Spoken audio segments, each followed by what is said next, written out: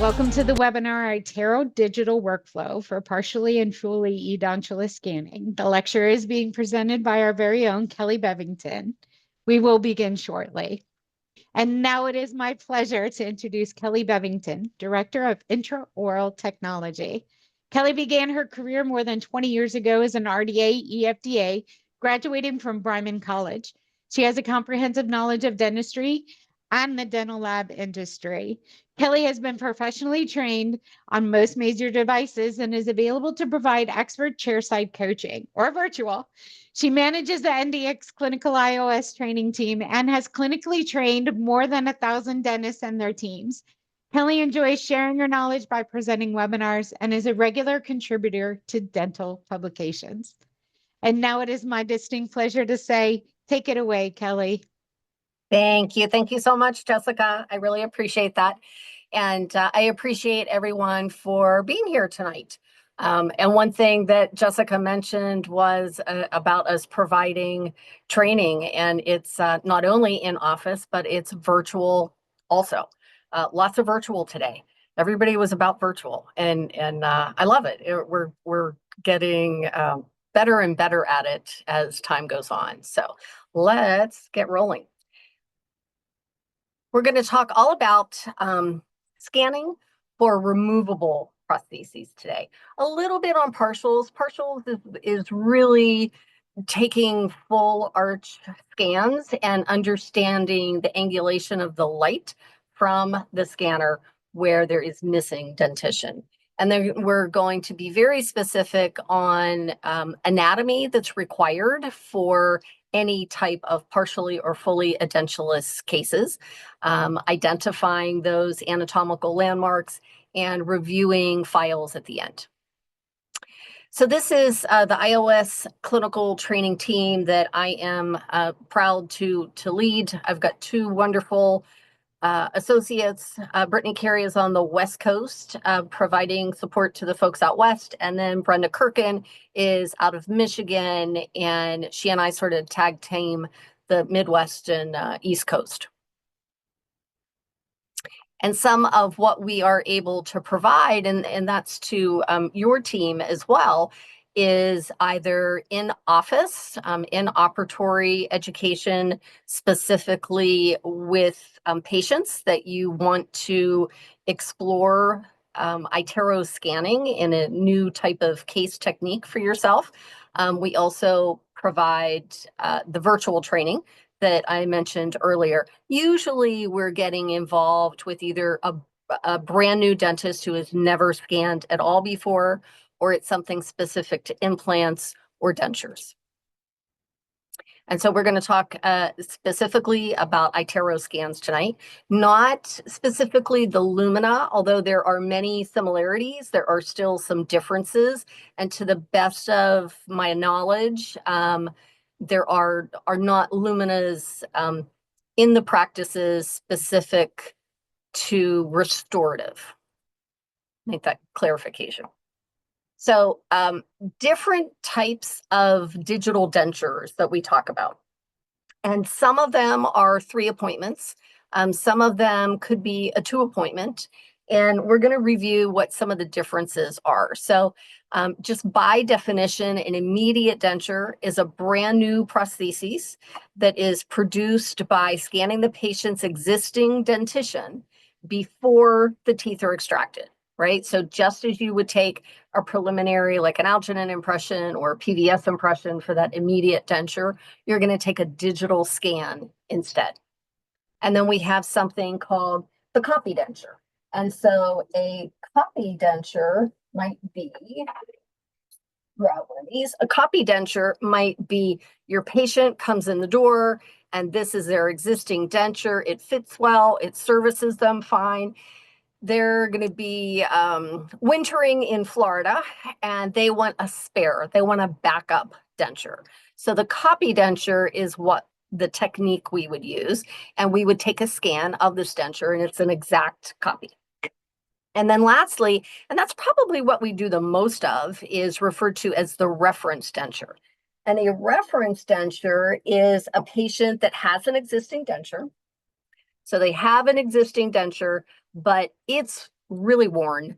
It could have been broken, cracked in half, super glued back together, it could have teeth missing. But if it is in somewhat usable condition, we're going to use that old broken down denture as the best custom tray ever. We're going to use it as a bit of a template to fabricate the new denture from. And in doing so, we're going to actually take a border mold and take a wash impression inside of that old denture. And we'll go over the specifics on that as well. I get asked the question frequently about, what are the best ways to actually retract the lips and cheeks, and specifically for dentures. And when it comes to other scanners out there on the market, I am going to say that these type of devices are very helpful. Something like an Optrogate or something like a ScanMate. This is the latest and greatest ScanMate. It's fatter, it's still flexible, and it's still autoclavable, but it's just a stronger, wider paddle to the end of it. But you know what? A tongue depressor works really well also. And the nice thing about iTero, and just, to put some context to it, and iTero, people either think that it's really huge and clunky and uncomfortable, or they love it because they don't have to use any of these other devices because they're going to use the size, and it's a softer rubber, as you know, to actually retract those lips and cheeks themselves. So you're going to use two hands, you're going to use a good solid fulcrum, and you're going to use the device to do the retraction for you. And so that's, for me, one of my favorite things about it. And just as a big old reminder, because not everybody does dentures on a regular basis, and understanding that we have to capture the buccal vestibules, right? We have to capture the retromolar pads. We have to capture the hamular notch. We have to capture the vibrating line, like all of the traditional anatomical landmarks that you would be required for an analog physical impression are also required for a digital impression. And so we're going to start with immediates. They're probably the easiest in my opinion. So here's some real life active scans. The teeth are obviously broken down, but a really nice job of capturing the buccal vestibules in front of them. And that's what's going to be really important in the fit when you're placing the immediate denture, right? And we talked about the fact that, let's say this could have been scans for a partial also. You could easily capture the edentulous areas on a partially edentulous patient. And sometimes people think that with iTero, you somehow can't do that. And that is really a misnomer. It actually captures tissue quite well. And part of how you're going to experience success with that is by what you select on the prescription, and we will review that in detail. Now, I like to mention these Dr. Thompson indicator sticks, but with a precursor, prefacing the fact that iTero does not scan by color. iTero scans by topography. So it's the lumps and bumps of the oral tissue. A patient with well-developed rugae picks it up great. Recent extraction sites, oh my gosh, picks it up wonderful. But if you've got this patient who's been wearing a denture for the last 20 years and their tissue is like smooth as glass, I will tell you that I find making markings with the indicator sticks to be very helpful for me, for my eyes, for Kelly's brain. And why I say that is if this is your palate, right, just like you see on the screen, I don't necessarily put the 6 dots like that as much as I will start at the rugae right behind the centrals and sort of go back and forth, almost like a Christmas tree. And then when I get to the vibrating line, I'm going to make some X's for myself. Now, this is done on a dry palette, so I have wiped off the mucosa. It's nice and dry, and the markings for me is it gives me a path to follow, because sometimes when you're scanning just complete gingival tissue, it's easy to get lost, and it's easy to have the scanner not stitch together those images in the most optimal fashion. So if I can create myself a little pathway and a stop point where the vibrating line is, and I know I don't need to go any further posterior after that, then that's a plus, and that's how I utilize it. So just a little tip. Another pre-treatment scan for an immediate denture. And I always like to show items that are less than desirable. So all of these images you see here are examples of real life scans that came in for immediate dentures. And if there are no buccal vestibular muscles in frenum captured, we're not able to make a denture from that. And I hope that makes sense to you. I'm going to do a quick video here. And this is, I'm going to try to do a quick video here. I was fighting with it earlier.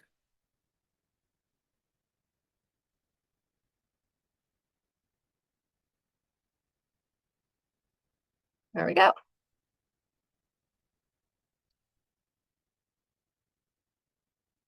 And this is specifically for the copy.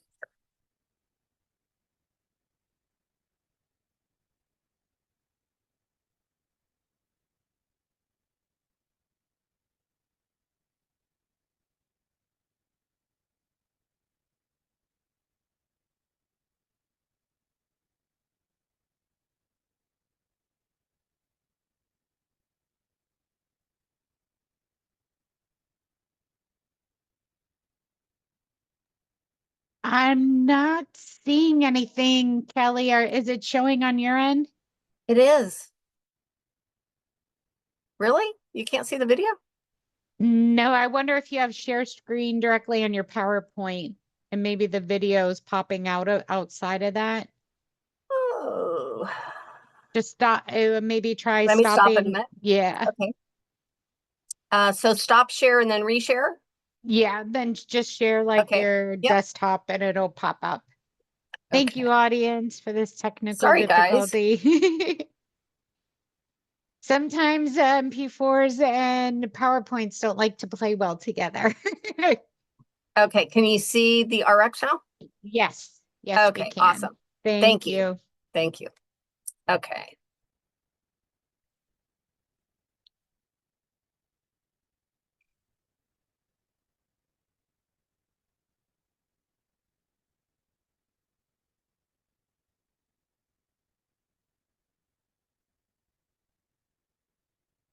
So this is for the copy denture, right? But we talked about it's an exact copy.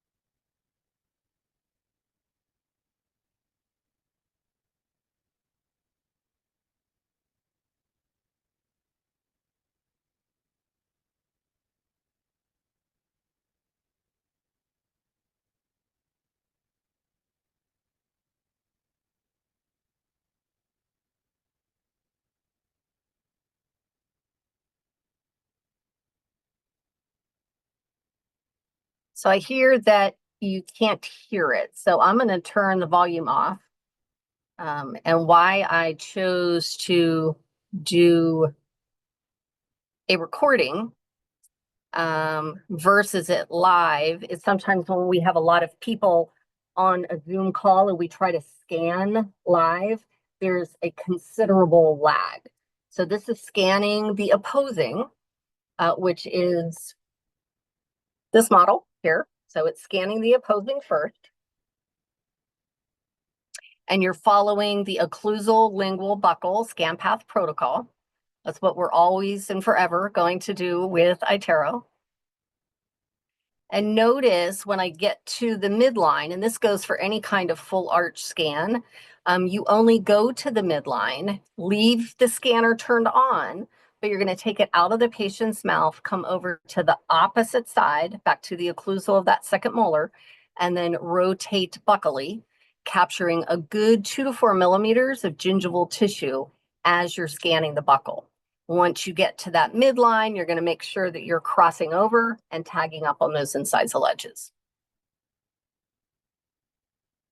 And now we are going to shift to the maxillary arch, which for this case is the copy denture itself.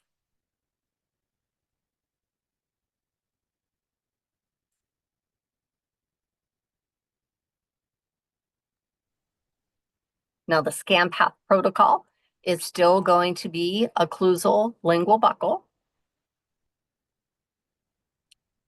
And we're starting on the cameo surface first. So the tooth side. So the cameo surface is the tooth side. The intaglio is the internal side, the tissue side.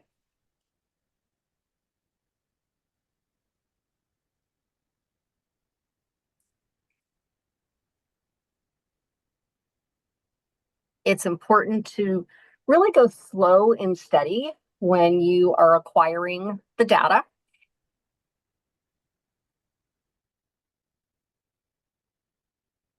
The denture should be cleaned off. Like if the patient wears any type of paste, that should be removed prior to scanning.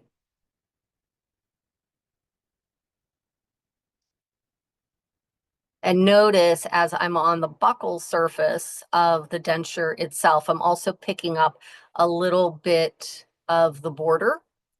And then when I get to the centrals, when I get to the midline, I'm going to treat it just as if it were dentition and go back to the opposite side, back to the opposite second molar, and then rotate around buccally to begin our scan path back towards the midline. And in doing so, you're capturing the buccal surfaces of the teeth as well as all of the border of the denture.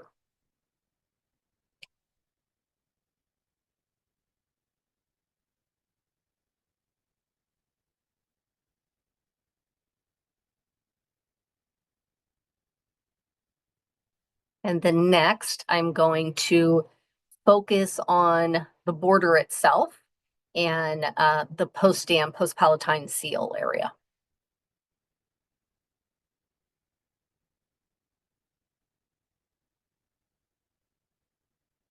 There has been pretty continuous conversations about this type of scan and whether or not it needs to be quote unquote watertight, meaning absolutely no holes at all, including the palate of the cameo. So the palate of the cameo, which can oftentimes be very difficult to capture. And the philosophy today with the software programs that we have is that it does not need to be captured. So notice here, I've rotated around and I've captured just a little bit of the intaglio surface. And now I'm going to turn the device off and let it it's not post-processing, but it is processing the data a little bit to enable me to go back in just a moment and start scanning again. It allows the merging of the intaglio surface and the cameo surface to adhere together better by doing that. And so if you look at the bottom, you can see the original scan, and now it has snapped together.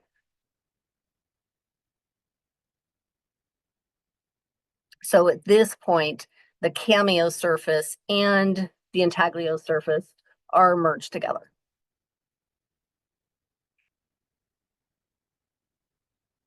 And so I'm starting on the border, and I'll completely do the border pretty much the whole way around, and then do the palate and finish at the rugae area. And on many dentures, not all, but many dentures, and this one for sure, it's a little deep, like right behind the centrals. And, you know, that's sort of to be expected and something that we can easily work with.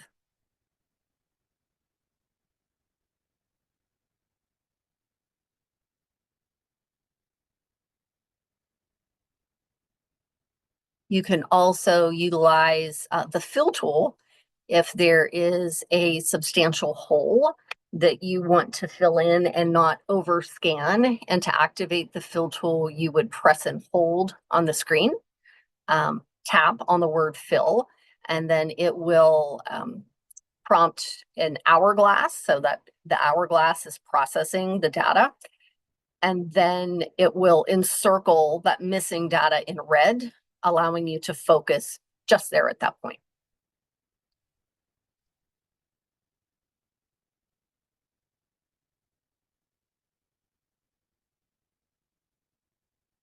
And so you can see that was a tricky spot on this particular denture with this particular scanner on this particular day in my hand. And so I've scanned this denture many times with probably hundreds of different machines. And some days I do it better than others.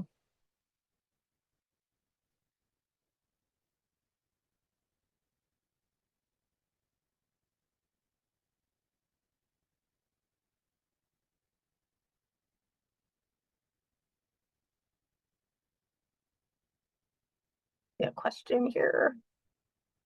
Oh, No, thanks, Jessica. yep, it's me dropping in the handouts just in case No, they that's didn't great. grab them. Thank you.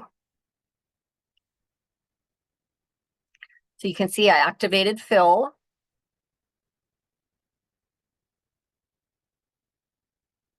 Now I'm going to fast forward it a little bit because the hourglass, because I'm connected through a recording session, did take quite a while. It took over a minute. So I'm going to fast forward this. And that's something we wouldn't, you know, want to do live either.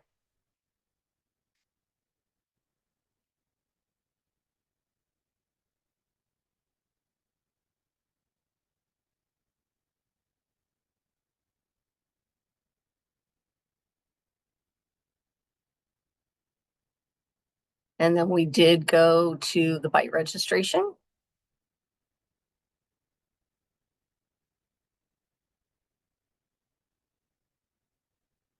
And again, that was against the articulated stone model. So you still do a bilateral bite.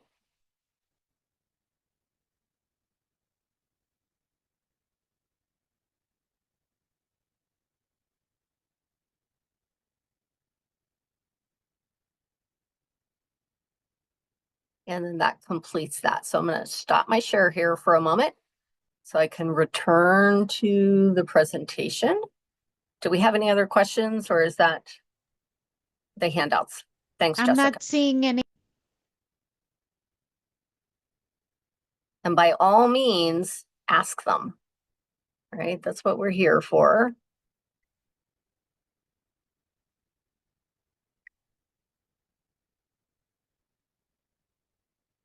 Okay, so that was all about copy dentures and a little bit about the fully edentulous patient to scan. So I've been told that approximately 20% of the average patient base walks into your office without any denture. So no existing denture, They're completely edentulous. And so how do we manage that patient? And in doing that, we are going to scan the entire oral cavity, right? Both the maxilla as well as the mandible. And we're gonna do our best to capture everything. And this is where you want to be careful not to over retract the lips and cheeks on the maxillary arch, because what can happen is you might get a beautiful scan and it looks gorgeous on the scanner screen, but and the lab fabricates your try-in. And what happens is when you go to insert the try-in, it just falls right out of the patient's mouth. There's no suction, there's no retention, because the lips and cheeks really need to be at rest to replicate what the patient is presenting when they're wearing their dentures. So we're still going to scan. We're going to get everything as dry as we can. And I use 2x2s or 4x4s to wipe off the tissue well. An extra set of hands, meaning true four-handed dentistry, can be very helpful. We talked about, whether to use a retraction device or not, whether to use the Dr. Thompson sticks or not. That's totally up to you. You just know in your mind that you need to capture all of your anatomical landmarks and you would be good to go. So after that, and let's go through the scan process. So this is for the mandibular arch, again, scanning off of topography. So we're going to start at the midline at the frenum. And this is part of your handout as well. So these are in step-by-step on a printable PDF that comes from Align Technologies. They've done a really nice job putting this together. So you're starting at the frenum, you're going along the ridge, you're going lingually, and then finishing buccally, and then doing the same thing on the other side. And then on the maxillary arch, and this is a good image actually of how I stated I'll use the Dr. Thompson indicator sticks and make a line like that for myself to scan. And then doing the ridge and the buccal vestibules. Now, what's interesting is how do you acquire the bite, right? Because if they don't have anything. I will tell you, most laboratories, when I mention something about taking a putty bite, they don't get real excited with me. They don't really like putty bites, but we're at a bit of a disadvantage when the patient presents that way. So we're going to, with the information that we have, make a best guesstimate as to how thick that putty should be, probably 20 millimeters plus. Give or take. But what's important is when you have the patient bite into that putty and stabilize them there, after it is set, you want to make sure you mark the midline. You want to make sure you mark the cuspids. You want to make sure that you score into the putty their smile line at a big smile as well as their lip at rest. And then we are going to cut the posterior of the putty off. All right, we're leaving them in the anterior, and we're scanning right where the yellow putty and the gingival tissue is. So like right around the first bicuspid area. And it is proving to work really, really well.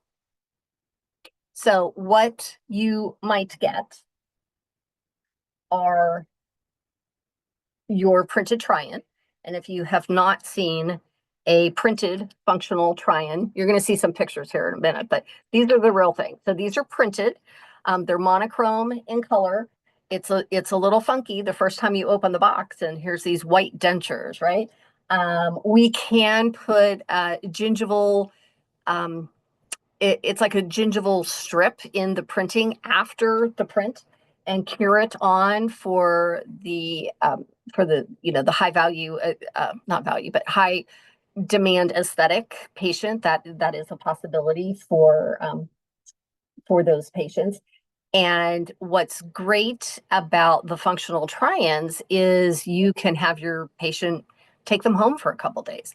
They can, they can experience their speech with the functional try-ins. They can try to eat food that they want to be able to eat with the functional try-ins. They can get buy-in from their loved one that the functional try-in looks good, right? Many of us have had patients, myself included, and usually it's a lovely husband that thinks his new denture is just fine and dandy, and he goes home and the next day he's back with his wife because the wife did not think that the denture was to her liking, and she's the one that has to look at it. So the functional try-in sort of lets you go through that process, but the fact that that's our goal, right? Let's say that intraoral scan of the gingival tissue that we did was not that great. You know, maybe we missed some of the anatomical landmarks. We thought we got the vibrating line, but, you know, it wasn't adequate for the lab. Or the bite is really off and the lab is concerned about that. Not to worry, because they can provide you with a custom base plate with a bite block. And what we will do with the base plate and bite block is border mold and take a wash impression inside of it, similar to a reference denture, which we're going to talk about next. So we'll take an impression inside of here first, then verify vertical with the wax. All right, so you can still work with that fully edentulous patient, even though your preliminary scan might not be adequate to go directly to a try-in. It may be. It's very dependent on the user as well as the patient, but we have a resolution for you. And then the reference denture. The reference denture is this one, right? It's the patient that comes in with a denture that's far past repair. Perhaps it's been broken, perhaps there's teeth missing, but we're going to use it as a template. Think of it as the best custom tray the patient would have ever had. And that's what I end up working with most of the dentists on. That's the technique that they're most interested in, that we collectively have had the greatest success with as well. There's many preliminary items that you should look for in selecting a good patient for the reference denture. However, it really can be in very poor condition and still work exceptionally well. So I like to tell you that it's more important the quality of the border molding that you do and the wash impression that you do than what the condition of the existing denture was in. So a little bit of an assessment, right? This is obviously a well-worn denture. Occlusion is worn, but we're going to be able to ask the lab to increase vertical on that as well. And we're making sure that the borders are fully extended. If for some reason they're not, if the retromolar pad on the lower or the hamular notch on the maxilla are short, we can add a little green stick to it, to extend the border, and that works very nicely as well. Before taking the wash impression, you do want to make sure that you use a tray adhesive on the inside of the dentures. Otherwise, the material does not stick well. And I have been chairside in offices where they really did not want to use the tray adhesive. And then we go to scan and it sort of lifts a little bit. And once it starts to lift, it's no longer accurate, right? So it's an important step to use the tray adhesive. And after the scanning is complete, we're able to peel out that impression material. So we're going to able to peel this right out. Isopropyl alcohol will take off any of the residue from the tray adhesive. And the benefit of this technique, in my eyes, the reason to do this is for your patient care, because your patient now is never without their teeth. They're never without their denture, because we're going to give them this old denture back. And that's really the win for this. So this is an example of the border molding being done with a heavy body putty. We're going to trim it back just a little bit. just makes it a little bit easier to scan if there's too much of an overflow. You want to make sure that the buccal surfaces are completely viewable. So if impression material has expressed over, you want to trim that back. And then this is the maxillary and mandibular arches with the wash impression and the bite registration. And so the bite registration isn't as much for the bite as it is to prevent the maxillary and mandibular dentures from sliding. So oftentimes patients will who wear dentures on both arches, when you try to get them to come together and take a digital scan, they will slide either to the left or the right. So I like to put a little bit of, that's a little too much, but a little bit of impression material. And we're scanning that now intraorally. All right, so we're scanning that intraorally. That now has been removed from the patient's mouth, and we're going to disassemble it and give the patient back their dentures. Any questions on that technique? I don't see anything here in the chat, so. Oh.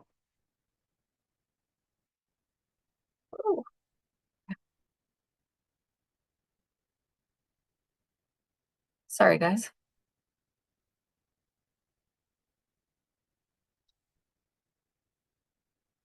I'm not sure why that suddenly moved, but I'm going to get us back to where we are. Again, the reference technique is probably what we do the most of, what we have the laboratories working the most on.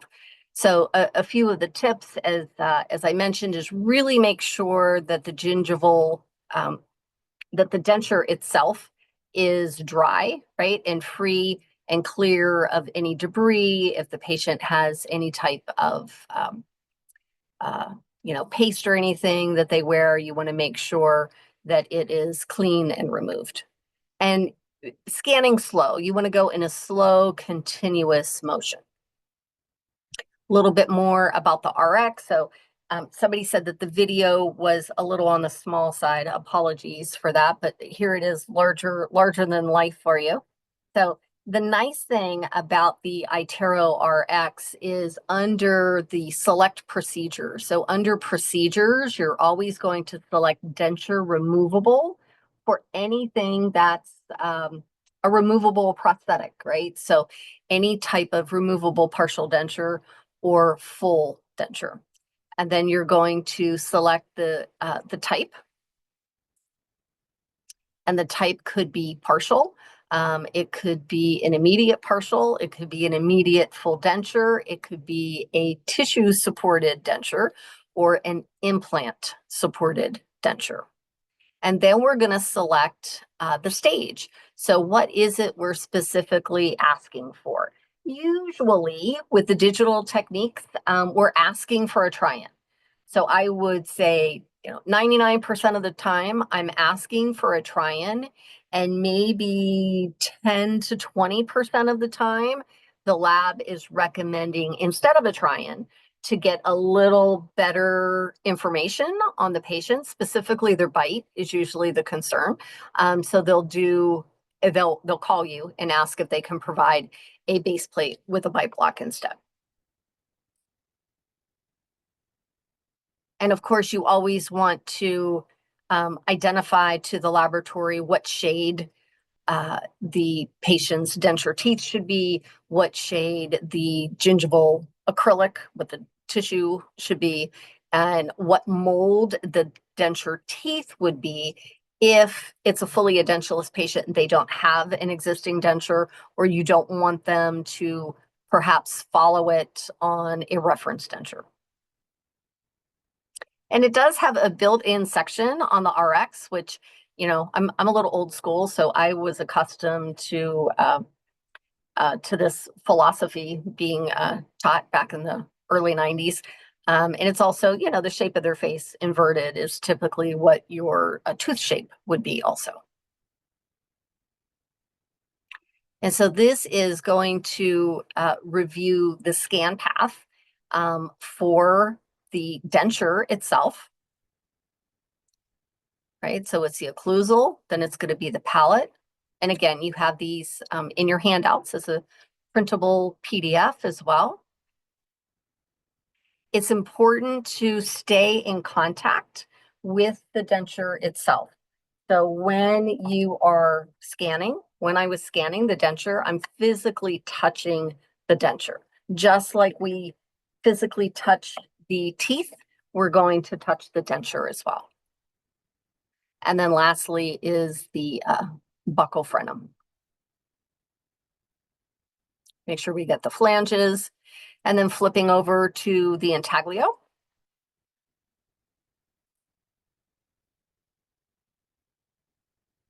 And our bite. And that is the images of this wash impression on the screen.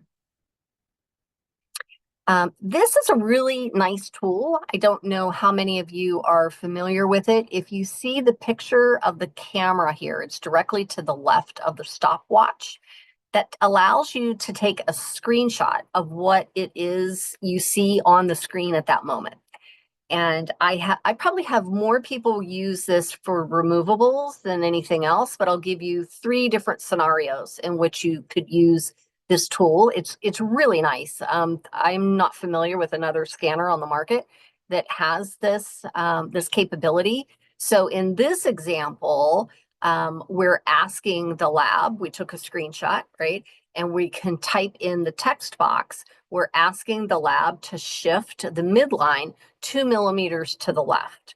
And you have the ability to mark with an annotation mark. So you're actually drawing the midline shift as well. But another way in which you can use this is for removable partial dentures. And I did this just 2 weeks ago in a residency program where they are specifically being taught how to survey and design their own partial frames. Now, once you get out and you're practicing dentistry, you may or may not choose to design your own partial frames, but know that something like this allows you to do it digitally. So you can take a stylus and you can very easily draw in where you want your clasp, where you want your rest seats, and you know, where the lingual apron might be, or a palatal strap. It's really pretty neat. And then the third, not related to this particular topic tonight, but the third is where somebody might zoom in on their prep, their margin, and maybe they're not comfortable with the margin marking tool that the scanner has, but they want to be able to blow it up and type in a little message to the lab technician about what might be going on. Maybe there's an anomaly with the anatomy of the tooth itself, or it went a little bit sub-G and they want to draw in exactly where that finish line is. That's typically how we see this tool being utilized. And it's called the screenshot tool. It's very, very neat. So this is the functional try-in. So the functional try-in on the maxilla was great.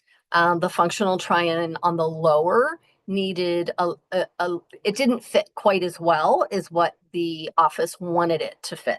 So they did do a wash impression and then took another bite. Now, in a case like this, you could scan it. Honestly, I probably wouldn't. I would put it in a box and send it back to the lab. The lab has desktop 3D scanners that they can scan the entire denture, including the bite, and then put it right back into their 3Shape design software. This is another, some images of what these functional try-ins look like.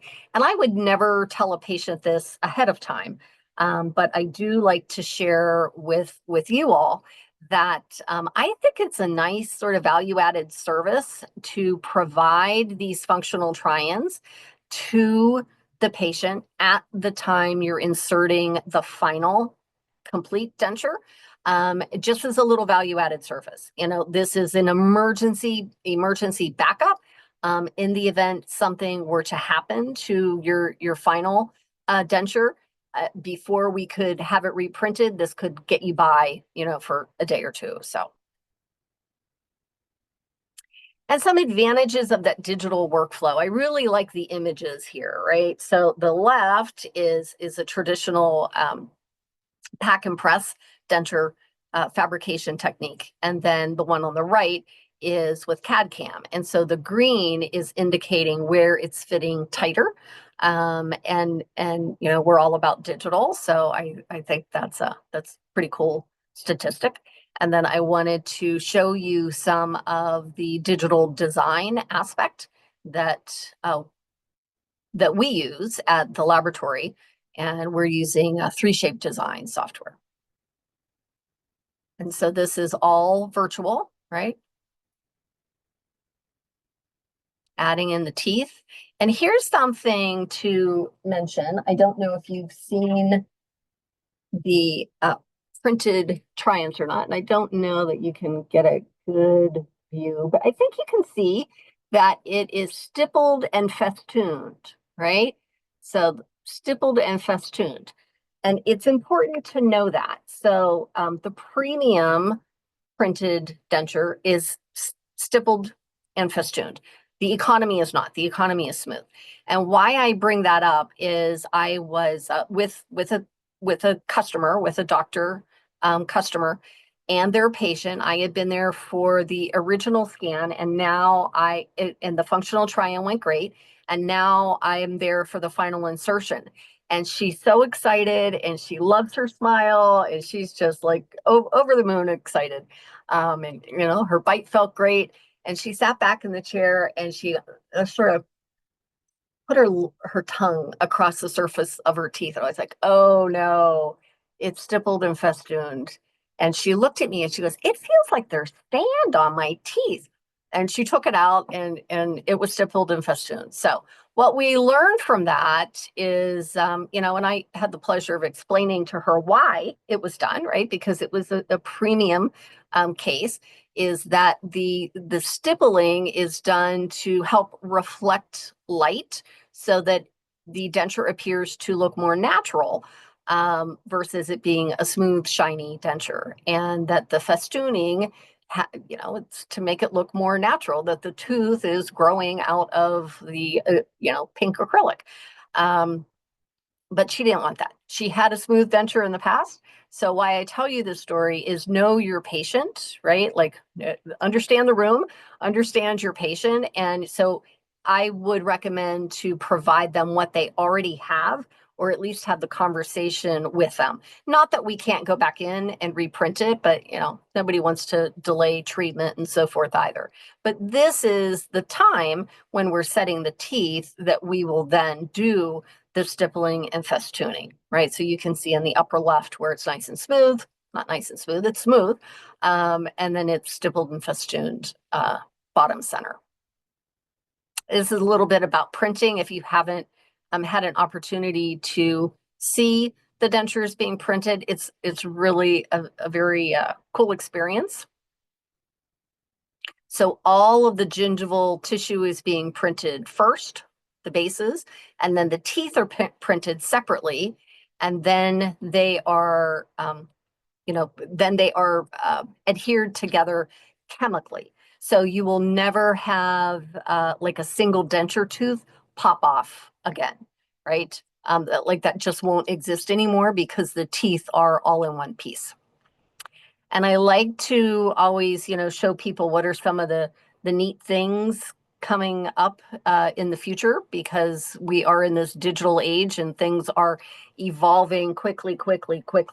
2 years ago, we couldn't really scan for dentures. The software from the scanner manufacturers just wasn't there yet. And it's a demand, right? So when the patients demand, the dentists demand that from the manufacturing companies, research and development figures it out. And now we can very successfully scan the fully edentulous patient. And so these are facial visualization apps that are really pretty cool. I actually have the Scaniverse app and have used that with a couple patients. So it gives imagery to your dental lab that they ordinarily wouldn't have of the patient, unless you're really good with taking photos, which some offices are great. And then, so this is the different stages of not only the facial scan, but then inputting it into the exocad software for that design, that virtual try-in, and then his final appointment. That's the virtual try-in. And then don't know if anybody has done anything with photogrammetry.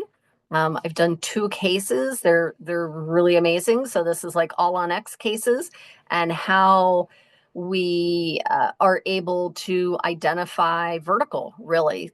So you're using the scan flags and your intraoral scanner and your iTero scanner to scan, and then you're using some other type of device, whether it be truss or OptiSplint or Micron or an actual device to take an image of that patient's face, so you know where the exact placement of the denture teeth will be as well for the hybrid. And then we have the resources that Jessica was kind enough to upload as well. And think of us as a resource for your educational needs. We do lots of different webinars. We customize it to what you want to hear more about. And that's important to us, because there is so much information out there available to share with you, that we want to make sure that it's relevant to your learning needs as well.